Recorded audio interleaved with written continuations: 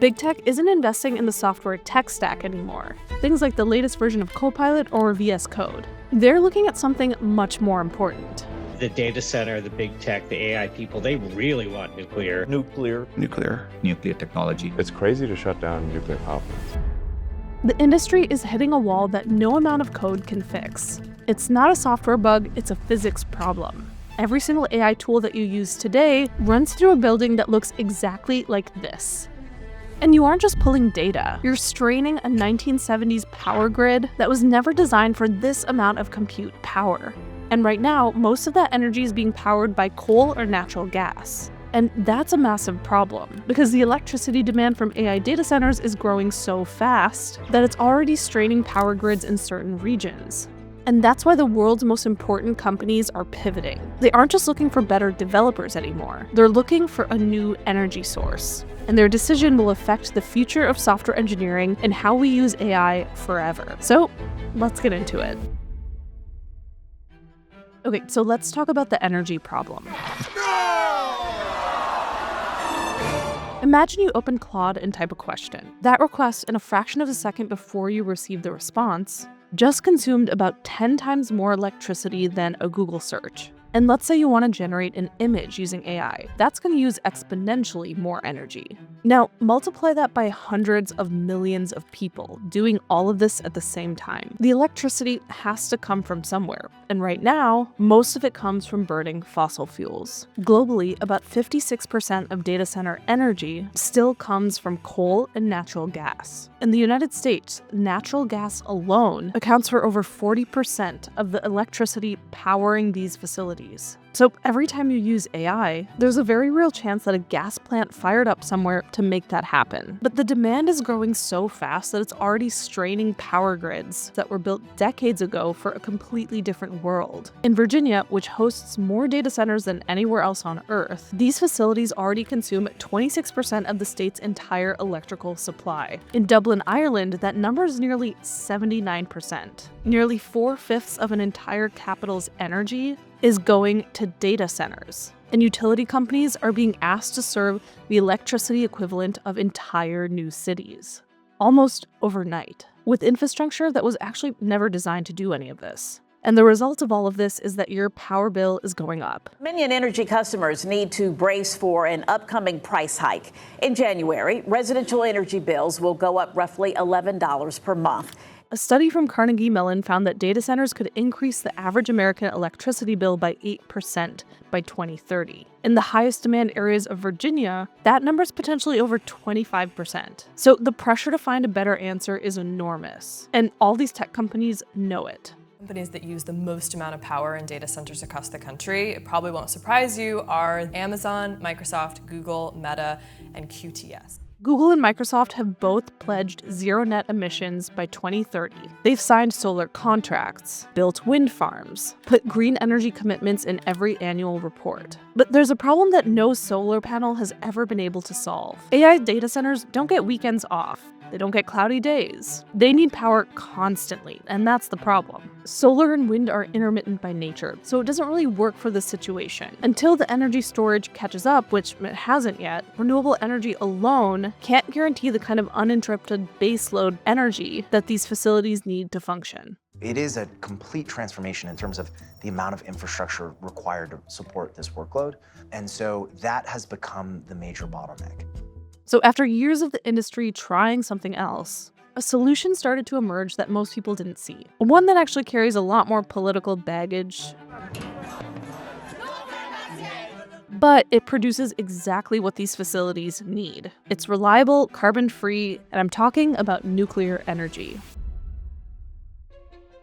Okay, so before we talk about why the biggest tech companies in the world are betting on nuclear energy, we need to talk about what nuclear energy actually is. Because most people carry a picture in their head like this. There has been a nuclear accident in the Soviet Union, and the Soviets have admitted that it happened. The Soviet version, one of the atomic reactors at the Chernobyl atomic power plant near the city of Kiev was damaged. Where workers coming on the job registered abnormally high levels of radiation on their bodies.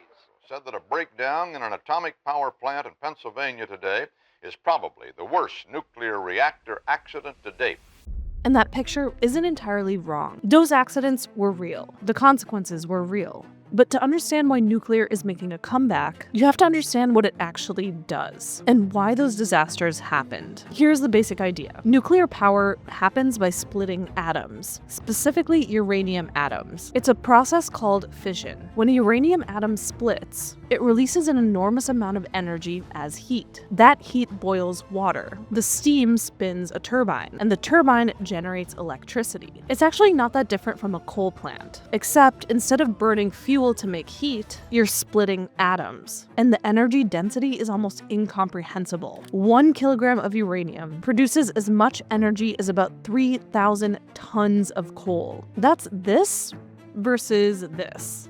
And there's no emissions, no CO2, just heat, steam, and electricity. So why did the world walk away from this option before? Well, one example is Chernobyl in 1986. So Chernobyl was a reactor design that no longer exists anywhere in the Western world. It was an unstable design that required human intervention to prevent runaway reactions. When that intervention failed, the results were catastrophic. Fukushima in 2011 was different. It was a modern reactor that was overwhelmed by a once-in-a-millennium tsunami. The reactors themselves actually performed largely as designed. It was the flooding of the backup generators that caused the cooling systems to actually fail. And the fear that followed both disasters was unthinkable, which totally makes sense. But the technology has since changed, and the need for these nuclear reactors is greater than it's ever been before. So what exactly would happen next? If most people were afraid of nuclear energy, how exactly are we going to move forward? Well, in September 2024, Microsoft made a big announcement. The company had signed a 20-year agreement with Constellation Energy to restart a nuclear power plant that had been shut down in 2019. This plant would supply 850 megawatts of electricity, which is enough to power 800,000 homes. And this would go entirely to Microsoft's AI data centers. And the plant's name is 3 Mile Island. Power provider Constellation Energy agreeing to a deal that will restart the closed 3 Mile Island nuclear power plant by 2028. This is the same 3 Mile Island that experienced America's most infamous nuclear accident in 1979. The same plant whose name became shorthand for everything people feared about nuclear power. 3 Mile Island caused widespread panic at the time, and though the crisis is now declared over, it's left a question mark over the whole future of the American power industry. And now this building was being restarted to power ChatGPT. So Microsoft is set to purchase 100% of the power that the plant produces. And the deal will last 20 years. This is significantly longer than Microsoft's agreements with wind and solar companies. And Constellation Energy is investing $1.6 billion to restore the plant. It's overhauling its turbines, generators, cooling systems, and control systems after years of being offline. So the target is to have it running again by 2028. So the reactor being started, Unit 1, was not involved in the 1979 accident. That was Unit 2, which is permanently shut down. But the symbolism is still kind of hard to ignore. Microsoft didn't have to pick 3 Mile Island, but they chose it anyways. And as Constellation's CEO put it, powering industries critical to our nation's global economic and technological competitiveness requires an abundance of energy that's carbon-free and reliable every hour of the day.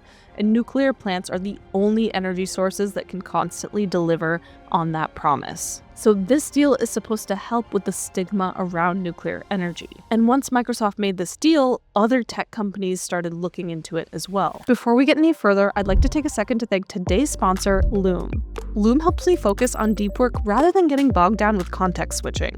It turns meetings, demos, and bug reports into shareable and searchable recordings, making it so much easier to focus on the actual work, rather than filing and documenting tasks manually. And a really cool feature that all developers should know about is its bug reporting mode. It auto-captures the developer context, like console logs, network, and device info. And this is all when you're recording a bug on screen. Let me show you an example. I was blown away by this. So I've created this gesture captcha, like reCAPTCHA, where it verifies whether or not I'm a human. And now the way to do that is to wave my hand 3 times. The problem is it's very sensitive. So sometimes it'll detect a hand, sometimes it won't. That counts as a wave, but if I do something like this, it doesn't count as a wave because it's too fast. Sometimes if I'm just talking, it'll detect it as a wave as well. We need to fix this so there's not as much sensitivity. Okay, so it's really cool. Loom has created an entire description in the bug report where it talks about the gesture capture sensitivity issues, the overview, the steps to reproduce this issue, as well as acceptance criteria. And then if you actually go and look at your device or your console, you can see console messages when the video started, where we navigated to, as well as the network. So if there's ever an issue with your network or console, it actually captures that information as well. So you can see that with this bug, we can actually create a task in Jira. And we can also create a PR description for ourselves if we want to just use it to create a PR that we want to merge. It literally saved me all of that time of debugging, creating a Jira ticket with context, fixing the bug, and creating a pull request. Now I have way more time to actually test the change, get feedback from coworkers, and just move on to the next item. Stop wasting time on tasks that can just be automated for you. And sign up for Loom today. It's free to get started. The link is in the description below. Now, back to the video. So after that, the energy industry changed almost overnight. It created this nuclear gold rush. In the span of roughly 1 year, big tech companies signed contracts for more than 10 gigawatts of new nuclear capacity in the United States. To put that into perspective, 10 gigawatts is roughly the equivalent of 10 large nuclear power plants worth of committed capacity. Once this room is at full capacity, it can go up to 4 megawatts of power. Okay, 4 megawatts. Help me out with that. Well, like how many homes could that power? Yep, so if we break it down, 1 megawatt could power about 3,000 to 4,000 homes. So this could power up to 12,000 homes. Wow. Signed all in 12 months. Google signed a deal with a company called Kairos Power, ordering up to 500 megawatts of small modular reactors, with the first reactor targeted for 2030. And it was the first SMR fleet deal in US history. Amazon invested over $20 billion converting the Susquehanna nuclear plant site in Pennsylvania into a nuclear-powered AI data center campus. Not next to a nuclear plant, but on top of one. And Meta powered with a company called Oklo to develop a 1.2 gigawatt power campus in Ohio, housing 16 small nuclear reactors across 206 acres, with the first expected to be online in 2030. All these major tech companies are suddenly going nuclear within months of each other. This isn't a coincidence. This is an industry that collectively realizes that the energy problem is not going away. And nuclear energy is the only box that checks everything all at once. And startups in the AI space are finding it increasingly difficult to compete with these giant tech companies, as the high cost of energy redundant infrastructure creates what analysts are calling a power moat, a strategic advance that only the largest balance sheets can bridge. In other words, whoever locks in nuclear power now gains an advantage that might be impossible to replicate later. And this isn't just an energy decision, it's a strategic move to crush competitors.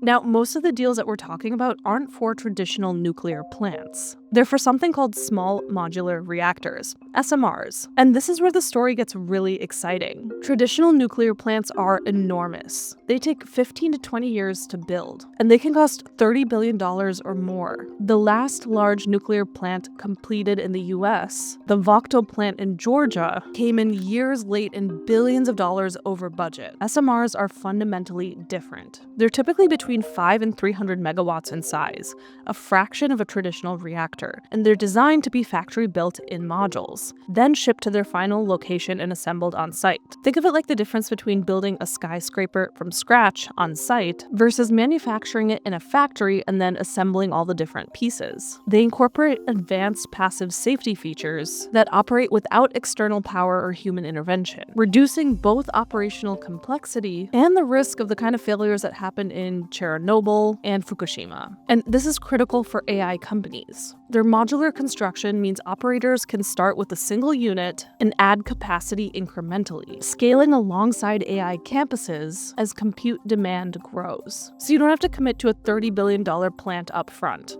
I kind of like to think of it as the cloud of AI. You deploy one module, prove that it works, and then you keep expanding. Tech giants have already committed over $10 billion to nuclear partnerships, and 22 gigawatts of SMR projects are now in development globally, with the first commercial SMR-powered data centers expected to come online by 2030. Let's talk about if all of this is actually going to work. I'm going to be honest about where we are.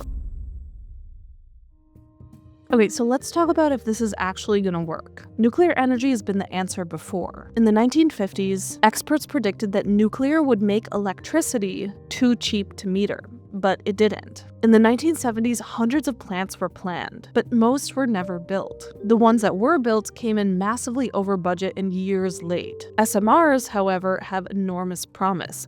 The problem is they've never been built and operated at scale in the United States before. Only one SMR design has received full regulatory certification from the Nuclear Regulatory Commission.